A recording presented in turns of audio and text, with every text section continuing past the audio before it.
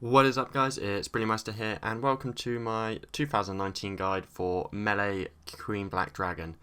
If you do enjoy the content, don't forget to subscribe and hit the little bell icon so you're notified of all my future content, and hit the little like button if you do enjoy the video. So without further ado, let's get into the guide. So we'll start off the guide with the requirements. 60 summoning and 120 combat are flat requirements set by the game for you to be able to enter the boss instance. I'd recommend that you have 85 plus in your melee combat stats, as this just allows you to be able to kill it somewhat effectively without getting absolutely train wrecked with damage and being able to hit it with a decent amount of damage back. 70 prayer for piety, however I'd definitely recommend, if you can, get 95 prayer so you can use soul split and turmoil, and 96 herb lore is recommended so you can use overloads. However, if you can use extremes will do, but you definitely want to have 85 plus so you can use super anti-fire potions, as this will massively help you kill it a lot more efficiently. In terms of being able to get there, this is one of the easier bosses to be able to get to. You can just home teleport to the Ports Rim lodestone, then enter the dungeon there, and you can, for your first attempt, you'll have to run all the way around as the blue line shows, through all the floors and to the boss portal. If you've been there before and you've unlocked the shortcut, you can unlock the shortcut and you can just go straight through from the entrance on the first level and it will take you straight outside the boss room. The third and final way of getting there is definitely the best, however it is a lot higher level method, and that is just to tune the boss portal in the max guild and then you can just teleport directly outside, and it's the quickest way of getting there. So for the equipment you want to wear, you can do this on a Slayer task. It does count as Black Dragons, and the Slayer helm will give you a massive boost in your damage and accuracy, and is, if you're on a Slayer task, definitely the best helmet you can wear. Other than that, Masterwork is really good. It's got cheap repair costs and is not hideously expensive to buy. However, if you want to downgrade from there, you can go to Torva, Anima Core and Bandos, and all of them will work fine. You'll just do slightly less DPS and take a little bit more damage. The Blood Fury is my personal favourite amulet to wear here. You can use an Amulet of Souls, but the repair costs are a lot higher and you don't really need the extra healing or damage reduction. The Blood Fury works absolutely fine. For your cape, you want to use the Kiln Cape, as it gives you the best in slot damage and armour. And if you don't have that, use any cape you want, whether that be a max cape or a Soul Wars cape or even a skill cape, whatever you want really. For the weapon, I personally use a Noxious Scythe. Tier 90 weapon damage and accuracy is brilliant. Lance is probably your next best alternative to that, as it still gives you the tier 90 damage accuracy, but just slightly lower damage. And if you haven't got any of that, then Chaotix or any of the Elder Rune weapons, they'll work perfectly fine. It'll just take you slightly longer to kill them. For the ring, I would recommend a Luck of the Dwarves or any luck enhancing ring, just to give you that little bit of extra GP prayer. And if you're just starting out, then you can use a Vampirism Scrimshaw. However, it's not worth it if you've been doing it for a while for the extra cost. So the inventory I have here is a pretty standard one. Holy Overload if you have got it. If you don't have it, use Extreme Potions.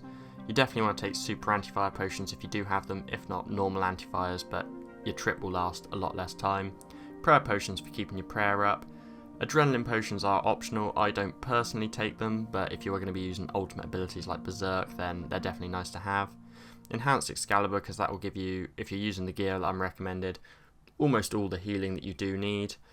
And other than that, you just want to fill your inventory up with food. And if you are a low level or lower level and just starting out, then you might want to take a Beast of Burden full of food as well. If not, then a Nihil or Steel Titan or any kind of damaging familiar will be much better for you in the long run.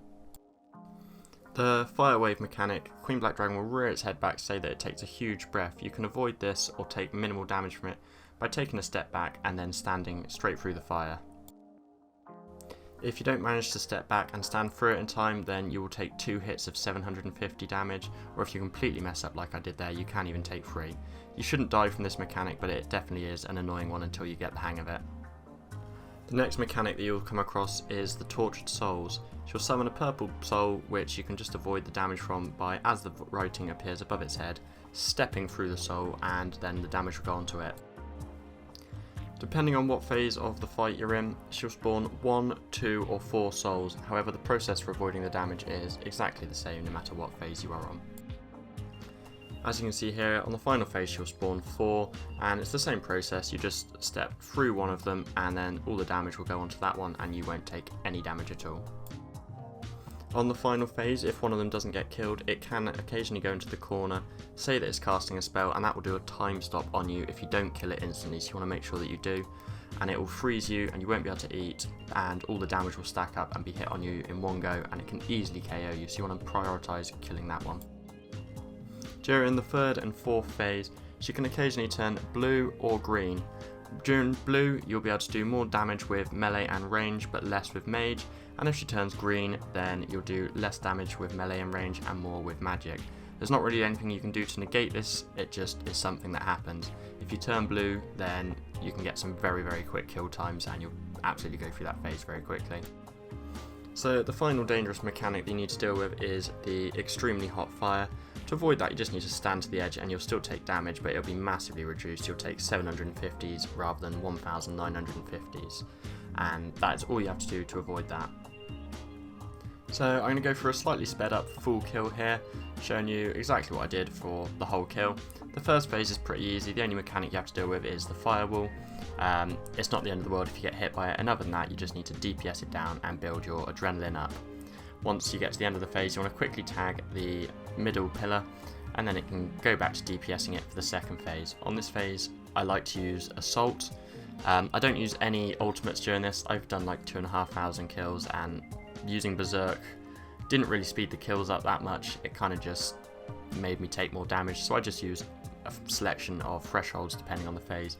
So I always use Assault, and that normally gets you through a vast majority of the second phase. Once that's damaged down, then you want to go over to the artifact over here, tag the artifact and run back and start the third phase. You don't want to take too much time running to and from the artifact, because if you're on the little glowy bit out there, then you take quite a lot of damage and you can get hit for a 1500 flat if you're on it for too long. So on the third phase, you then get 2 Tortured Souls if it uses that special attack, and it does have the chance to go either blue or green. It didn't in this kill. Once you've gone through that phase, then you can go back, tag the next pillar, and you're on to the final phase. When you're on the final phase, you should have all your thresholds off cooldown. You can use a Quake, followed by an Assault, and then you can generally finish it off with a Hurricane. If you don't get quite the damage down, then you can just use your basics or another threshold to finish it off, and then that is pretty much the full kill.